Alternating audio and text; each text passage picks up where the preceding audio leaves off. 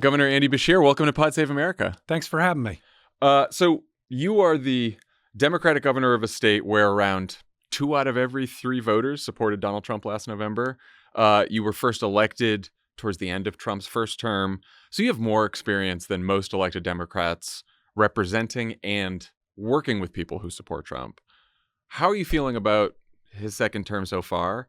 And how are the folks you're talking to in Kentucky feeling about it? I'm very concerned. I'm very concerned with the actions of the president, his administration. I'm worried about the example he's setting for the country and how kids growing up are going to view not just this president, but the presidency itself. His policies are going to specifically hurt my people. Tariff policy is going to hit Kentucky harder than just about anywhere else. You look at what's already happening with bourbon. 95% of the world's bourbon is made in Kentucky, but that's all the bourbon worth drinking. But this, sure is. This time, it's not just a responsive tariff, say from the EU or from Canada, but Canada's actually removing it entirely from some of the shelves. You look at our auto industry and the fact that we have a company called Martin Rea. It's a Canadian company. It's got about 500 employees in Western Kentucky, and its parts go from Canada to Kentucky to Mexico, back to Kentucky, and back to Canada. So these tariffs, a lot of tariffs, are going to impact our state. Our number one export target is Canada. It's about 23% of all of our exports, and this president is picking on an ally and a friend in a way that it's going to hurt my people. The other thing it's going to do is raise prices for all Americans, and we need to be talking about it like what it is. It is the Trump tax. So with the tariff, if it goes into effect on Canada, it's going to raise the price of gas. The amount it increases it is a Trump tax. Mexico, tariffs will increase the price of fruits and vegetables. The amount it increases it is a Trump tax. Tariff on lumber. It's going to make that first home even harder to buy. That extra amount that it costs is the Trump tax. And so we just need to be really clear that these are decisions being made by one individual alone. But the thing that moves people the most right now, that they understand maybe at a level that wasn't understood 10 years ago, is Medicaid. So in Kentucky, how I describe it is that it covers the people we love the most, our parents and our kids.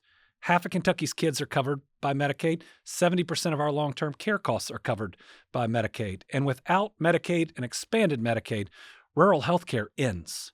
That hospital that's in somebody's community closes. And then whether they have private insurance or on Medicaid, they got to drive 2 hours just to see the same doctor that used to be in their community. So we are seeing people respond strongly, especially on those threatened cuts. Are you hearing from any folks in Kentucky who may have supported Trump who are now like, what's going on with these tariffs? What's going to happen with my Medicaid? So I think the first thing you hear is concern over the healthcare system. And they may or may not be talking about Medicaid directly, but they recognize that what's being threatened right now could really impact their community. So in many Kentucky communities, the number one employer is the school system. Mm-hmm. And what they're doing to the Department of Education could impact those jobs.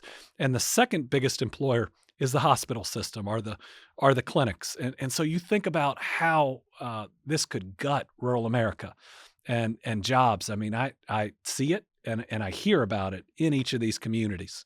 So obviously, his economic policies are inflationary. This is what people are going to feel more than anything else. If you poll people, they're going to be more concerned about Medicaid. They're going to be concerned about the tariffs. There's also some pretty, I think, alarming, scary things that he's doing as well. So in the span of just 1 week, the New York Times reported that Trump administration believes ICE agents can now enter people's homes without a warrant. All they have to do is claim they're looking for Venezuelan gang members. The president himself has called for the impeachment of a Bush-appointed federal judge who blocked his administration from jailing people in an El Salvador mega prison without due process. This morning, we're speaking Friday afternoon, Trump said that Americans who vandalize Teslas are domestic terrorists who should be sent to that same foreign prison in El Salvador, where people have been starved and tortured. For vandalizing a Tesla? Yes. Yeah, that's the new thing now. You're a lawyer. You served as attorney general. Like, is this a 5-alarm fire for the country? It feels like that to me. I don't like, alarming people unnecessarily.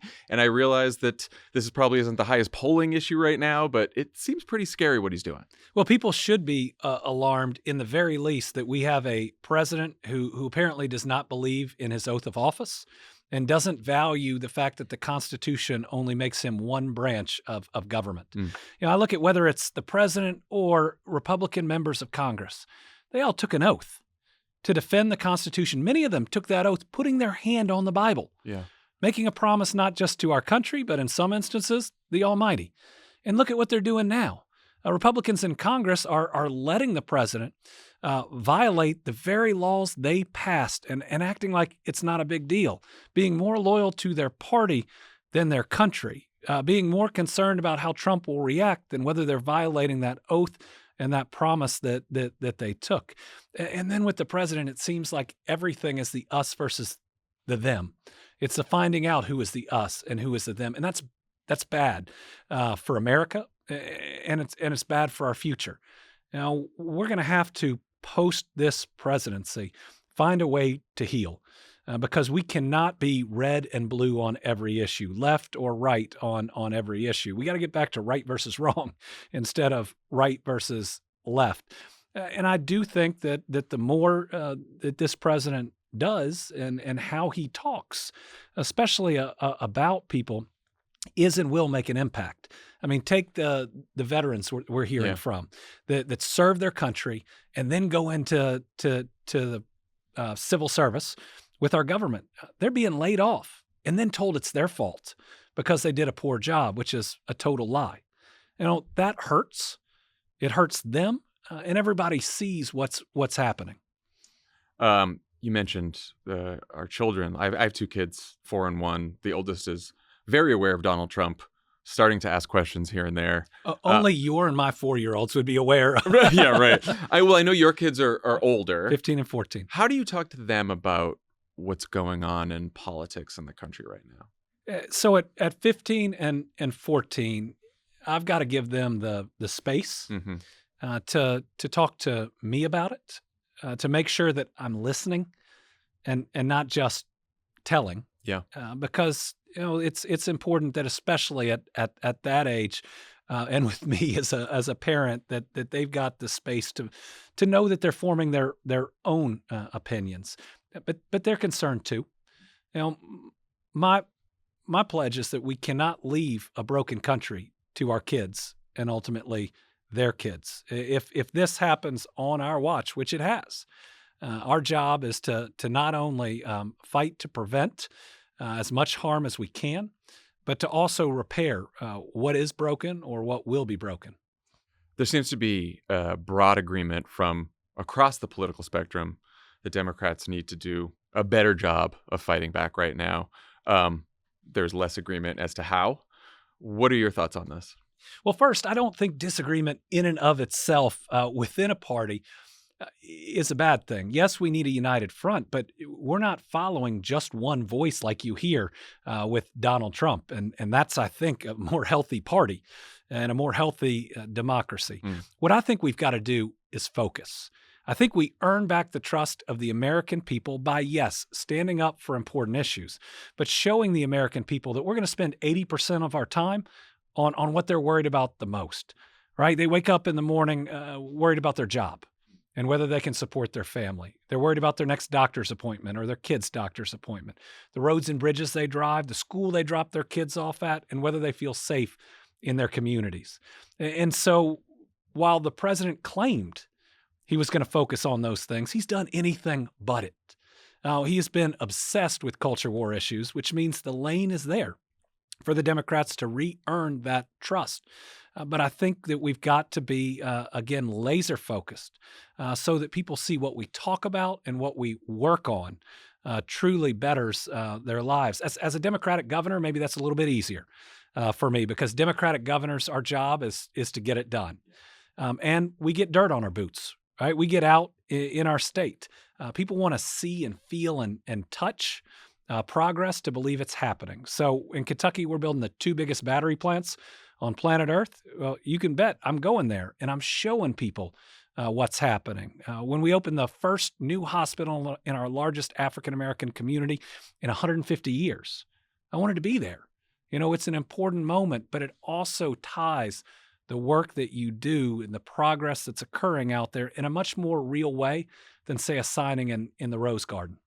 Do you think that a problem for the Biden administration was that they didn't do enough to sell the accomplishments of Biden's presidency? Or do you think that, we've had an affordability crisis for some time and they just didn't do enough to fix the affordability crisis? I think President Biden himself would say they should have sold it more, but also that they should have done it faster. Mm-hmm. Sometimes Democrats can write in too many regulations, too many complications, and it's okay for both Democrats and Republicans to think that government should work better. Right? Government should work faster. Government should work more efficiently. And we may come at it from different directions, but the goal should be to fix it, not to break it. What Elon Musk is doing is breaking it. You can't fire half the federal workforce and it still operate. You can't close the Social Security office in an Eastern Kentucky community and shut down the call-in line and expect someone who lives on that amount alone to travel several hours to see somebody in person. But I think when you hear criticisms of the BEAD program, it's been 2+ years and there's not an inch of fiber in the ground. I know that frustrated President Biden, and it should. And so I think as we move forward, Democrats need to be the party of getting things done, not just focused on that 80% of jobs and healthcare, infrastructure, public safety, and education, but actually getting the things that need to be done done quickly. I mean, as a governor, you've obviously had a lot of experience with this. Is it mostly a story of regulations getting in the way? Is it special interests? Like, what is preventing when we pass something like the IRA and we want to deploy all of this rural broadband or clean energy, can't get it done fast enough? Same thing with housing, right? I'm sure you've had housing issues as well.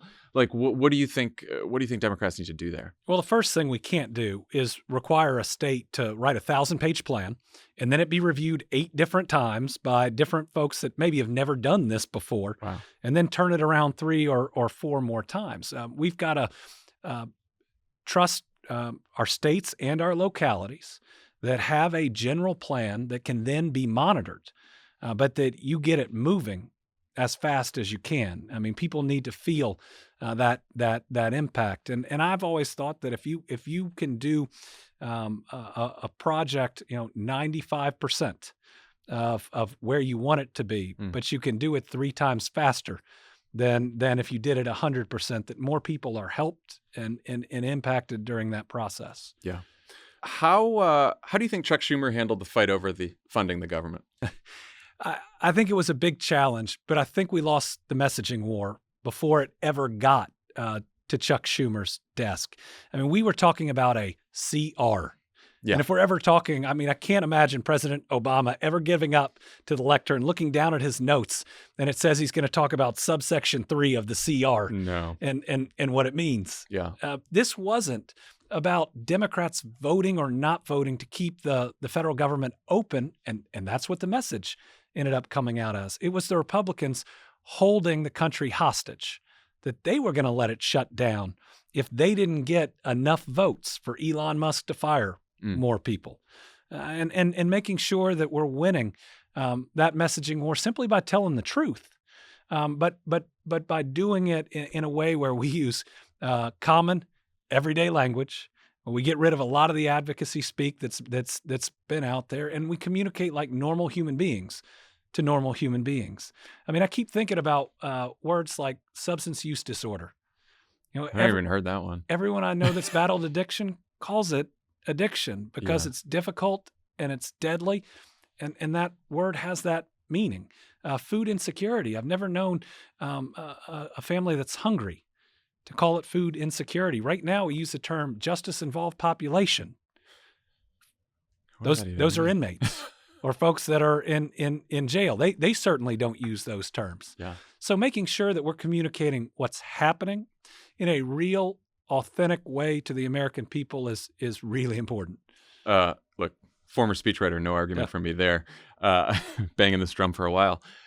Language aside, would you have supported like keeping the government open like Schumer did, or would you have voted against it? Do you think? Well, I think what we had to do in the very beginning was show the American people that that this was the Republicans holding the country hostage, and they were going to shut it down Mhm.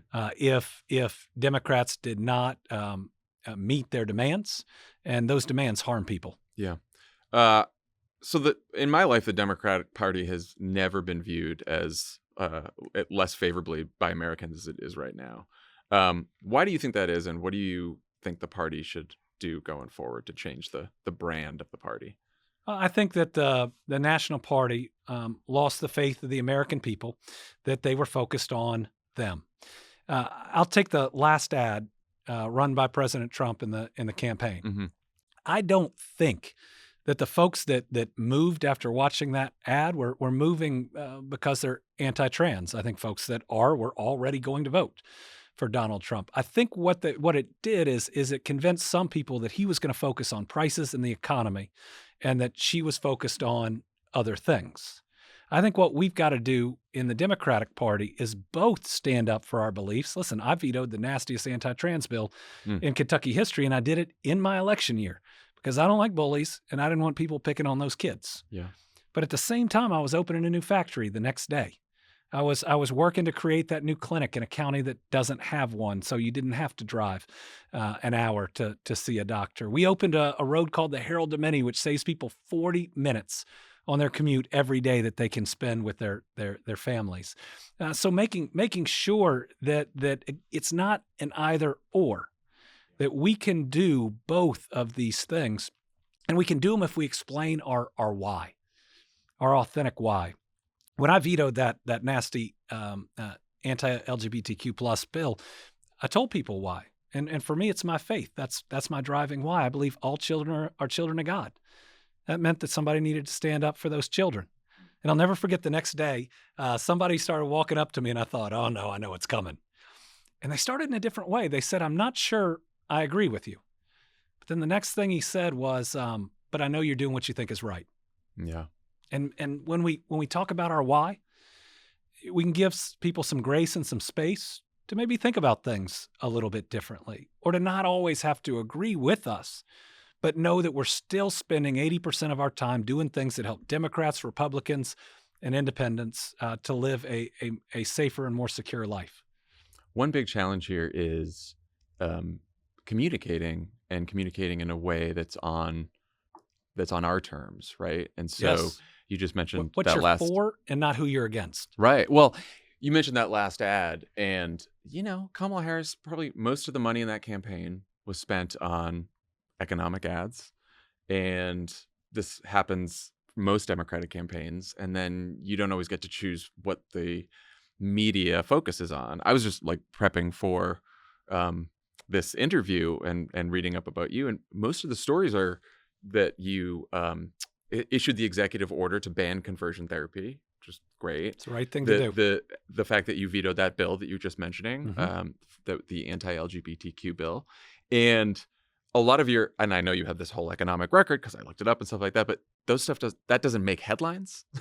And so most of the stories about you would think that like that's the only thing that you were focused on, when clearly it's not, right? And I wonder if you thought about, as the party, when you're governor of a state, you probably have like a little bit more leeway to sort of shape the narrative, and people know you in Kentucky, right? Because you've been everywhere. You've been all over the state, and as you've said, you've had a lot of... They call me Andy, which I love. Right, and you've had these natural disasters in the state, and so you've gotten to go see people. And but nationally, it becomes really tricky to build a brand for a party, to stand up where you have to stand up, even if it's unpopular, but to also like focus to make sure people understand that you're focusing on cost of living, inflation issues, when those don't break through as much. Have you thought about that? Yeah, it takes work. So when I started my re-election campaign, we had the best 2 years of economic development in history by far.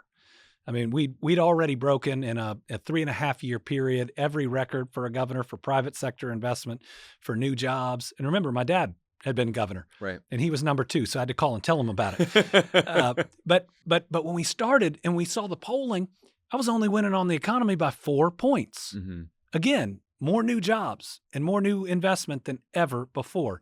And we did some focus groups, and what we saw is people just needed to be reminded.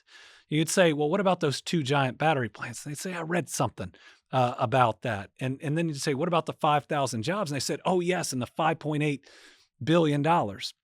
And so we can't just assume that people have seen the work, right? We've got to prove it. We've got to show it. Again, we got to get that dirt on our boots. By the end of that campaign, our exit polling had us winning on the economy by 30 to 40 points. So it's important to have the record, but you can't have an ego about this thing. You've got to go in and prove what you've done over and over and over. And that discipline, you've seen it in politics, means you might give the same speech every night, because somebody needs to hear that message. But it's got to be about more than you. It's got to be about the work and the results, and that's how you get it out there.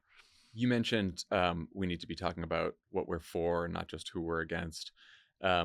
Not asking for a laundry list of policies, which I think sometimes is a challenge for Democrats as we start just talking about policies. What's your best sense of an overall vision for the party that you think would be compelling to folks? Yeah, I think it's those core areas. I think we'd say we as the Democratic Party are going to be the party of jobs, of accessible health care, of safe infrastructure, of good public schools, and of public safety, where it's not just the numbers say you're safe, but you feel safe.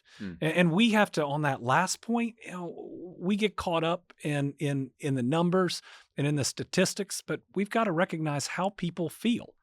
I mean, we're the party that believes that mental health is just as important as physical health. But when somebody said, I don't feel safe, we had a lot of members of our party that said, oh, no, you are. Look at all these statistics.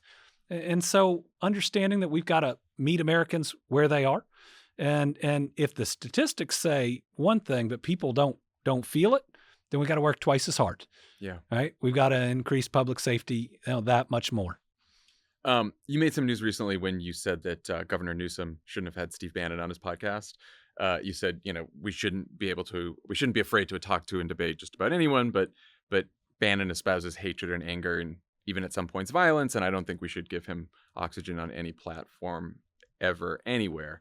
There are quite a few Republicans who espouse the exact same views as Steve Bannon. They appear on his podcast. You probably have a lot of people you represent who listen to Bannon, even like him. Why is it a bad idea to challenge and debate Bannon's views for the benefit of the people who may find them persuasive but are not sure yet? So I don't think there's anything wrong with Gavin, who I know, consider us friends, having different voices on and having this discussion back and forth. I think that's important, and he's doing a good thing there. But when somebody stands for hate and intolerance and violence, lifting their voice up or putting it out there in a way to where even more people hear it, I just think is wrong. I don't disagree on Gavin's overall approach on the podcast, but I strenuously disagree with this guest. Because of his words, people have been hurt. People have been harmed. Our country is a less safe place. People feel less welcome in different areas. And I'll always believe that love is right and hate is wrong. And I just don't want to lift up a voice of hate. There's been a lot of speculation that you'd be a top presidential contender in 2028. Obviously, we're far from candidates making announcements of any kind, unless you'd like to make one here. But I'm curious to get your thoughts on what kind of a leader you think the party needs next time. And also, you're going to be the head of the DGA, the Democratic Governors Association, in 2026. What kind of candidates are you hoping for that the party runs? So my goal right now is to be the best governor of Kentucky I can be. I love where I'm from. And we made some really great strides for our people. And there's more opportunity in Kentucky right now than ever before. And I'm really proud of that. And I want to finish this job for the people that I love. when I look at the DGA in 2026, my job is to win as many of these races as I can. We've got 36 across the country, and the more of those races that we win, the bigger the list for 2028 gets, and that's a good thing to have a lot of different leaders who would be out there making their voices heard. But I think we've got to have people that are seeking common ground for the common good, and can hopefully lead this country in a direction that brings some healing and brings people back together.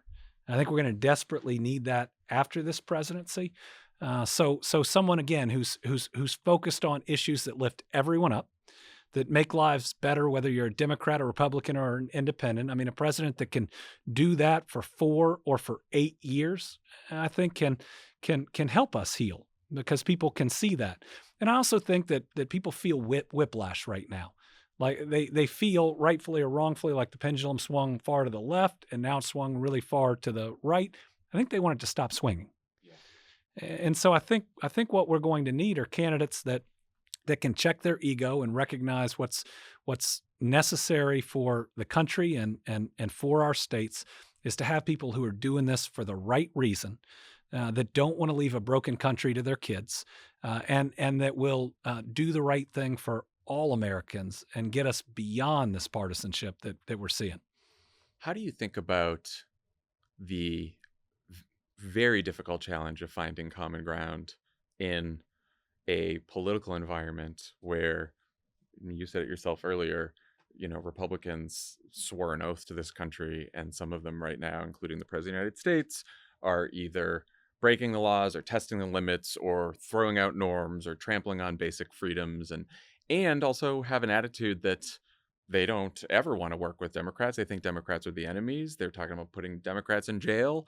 And, I'm a common ground guy. I worked for Barack Obama, so I'll always feel like that. But, I have to say the last couple of years have got me in a spot where it's like, I know that that's what voters say, that they don't like the division. They want us to come together. I believe that that's what people want in this country.